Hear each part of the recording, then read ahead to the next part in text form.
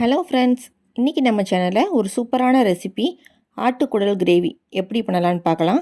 அதுக்கு முன்னாடி நம்ம சேனலை சப்ஸ்கிரைப் பண்ணாதவங்க சப்ஸ்கிரைப் பண்ணிக்கோங்க. அப்படியே பக்கத்தில் இருக்க பெல் ஐக்கானையும் கிளிக் பண்ணிடுங்க.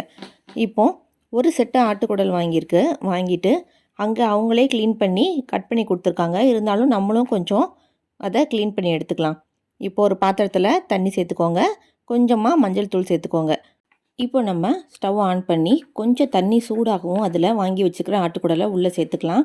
சேர்த்த உடனே உங்களுக்கு இந்த மாதிரி நல்லா வெறப்பாக ஆகிடும். பாருங்கள், அந்த குடலெல்லாம் பாருங்கள் நல்லா ஸ்டிஃப்னஸ் கொடுத்துரும் அதில். இப்போ இந்த தண்ணியை கீழே ஊற்றிடலாம். இந்த தண்ணியை யூஸ் பண்ணக்கூடாது, ஏன்னா இதில் நிறைய ஸ்மெல் அடிக்கும். இந்த குடலை மட்டும் தனியாக வேறு ஒரு பாத்திரத்தில் மாற்றி எடுத்துக்கலாம். இப்போது ஸ்டவ் ஆன் பண்ணி குக்கர் வச்சுக்கோங்க. குக்கர் சூடாகவும் அதில் கொஞ்சமாக நல்லெண்ணெய் சேர்த்துக்கோங்க. எண்ணெய் நல்லா சூடாகி வரவும் 2 துண்டு பட்டை பொரிஞ்சு வரவும் கொஞ்சமாக சோம்பு பொரிஞ்சு வரவும் ஒரு பெரிய சைஸ் பல்லாரி வெங்காயம், இல்லாட்டி 2 பெரிய சைஸ் பல்லாரி வெங்காயம் இந்த மாதிரி கட் பண்ணி அதையும் உள்ளே சேர்த்துக்கலாம். எல்லாத்தையும் சேர்த்து நல்லா ஒரு வாட்டி வதக்கி விட்டுக்கோங்க. இப்போது 1 டீஸ்பூன் அளவு இஞ்சி பூண்டு பேஸ்ட்டு அதையும் இப்போது உள்ளே சேர்க்க போகிறோம். இஞ்சி பூண்டு பேஸ்ட்டோட பச்சை வாசனை போகிற அளவுக்கு நல்லா ஒரு வாட்டி பரட்டி விட்டுக்கோங்க. வெங்காயம் ஓரளவு வதங்கவும் ஒரு பெரிய சைஸ் தக்காளி அதை இந்த மாதிரி குட்டியாக கட் பண்ணி உள்ளே சேர்த்துக்கலாம். இப்போ வெங்காயம் தக்காளி எல்லாத்தையும் நல்லா ஒரு வாட்டி வதக்கி விட்டுக்கலாம். குழம்புக்கு தேவையான உப்பு இப்போமே சேர்த்துக்கலாம். நான் கல் உப்பு சேர்த்துருக்கேன், நீங்கள் தூள் உப்பு சேர்த்தா கூட ஓகே தான், அளவாக சேர்த்துக்கோங்க. அடுத்ததாக கொஞ்சமாக மஞ்சள் தூளும் சேர்த்துக்கோங்க. இது எல்லாத்தையும் சேர்த்து நல்லா வதக்கிக்கோங்க. இப்போ நம்ம நல்லா கழுவி க்ளீன் பண்ணி வச்சுருக்கிற அந்த குடல் அதையும் உள்ளே சேர்த்துக்க போகிறோம்.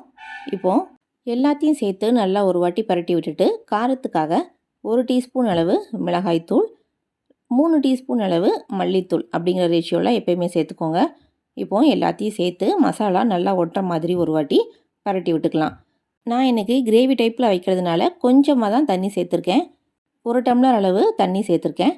இப்போது இது எல்லாத்தையும் நல்லா கொதிக்க விடுங்க. இந்த மாதிரி ஓரங்களில் எண்ணெய் பிரிஞ்சு வர ஸ்டேஜில் ஒரு கைப்பிடி அளவு கருவேப்பிலை, கொஞ்சமாக கொத்தமல்லி அதையும் சேர்த்து ஒரு வாட்டி நல்லா பரட்டி விட்டுட்டு குக்கரை மூடி போட்டு விசில் விட்டுருங்க. ஒரு 5 விசில் வரட்டும். சூப்பராக வெந்துடும் குடல். பாருங்கள், 5 விசில் வந்துடுச்சு. ஆனால் தண்ணி நிறையா விட்டு இந்த மாதிரி நல்லா குழம்பு டைப்பில் வந்திருக்கு. நீங்கள் குழம்பு டைப்பில் வேணும்னாலும் இதோட ஸ்டாப் பண்ணிடுங்க. இல்லை எனக்கு தொட்டுக்கிறதுக்கு சைடிஷ் மாதிரி வேணும்னு நினச்சிங்கன்னா சைடில் ஒரு கடாய் வச்சுக்கோங்க. கடாய் சூடாகவும் அதில் அப்படியே குக்கரில் உள்ளதை சேஞ்ச் பண்ணிடலாம். இதுக்கு இப்போது இந்த தண்ணியை வற்ற விட்டால் போதும். உங்களுக்கு டேஸ்ட்டும் ஜாஸ்தி கிடைக்கும், அதே மாதிரி நல்லா தொக்கு பதத்துக்கும் ரெடி ஆகிடும். ஸ்டவ்வை சிம்மில் வைக்க வேண்டாம், கொஞ்சம் மீடியம் ஃப்ளேமில் வச்சுக்கோங்க. அப்போ தான் தண்ணியெல்லாம் சீக்கிரமாக வற்றும். இப்போது இதை நம்ம தொக்கு மாதிரி ரெடி பண்ணுறதுனால கொஞ்சமாக பெப்பரும் சீரகமும் மிக்ஸி ஜாரில் போட்டு அடித்து இந்த மாதிரி 1 டீஸ்பூன் அளவு உள்ளே சேர்த்துக்கிறேன். அப்போ தான் சாப்பிடும்போது உங்களுக்கு நல்லா காரசாரமாக இருக்கும்.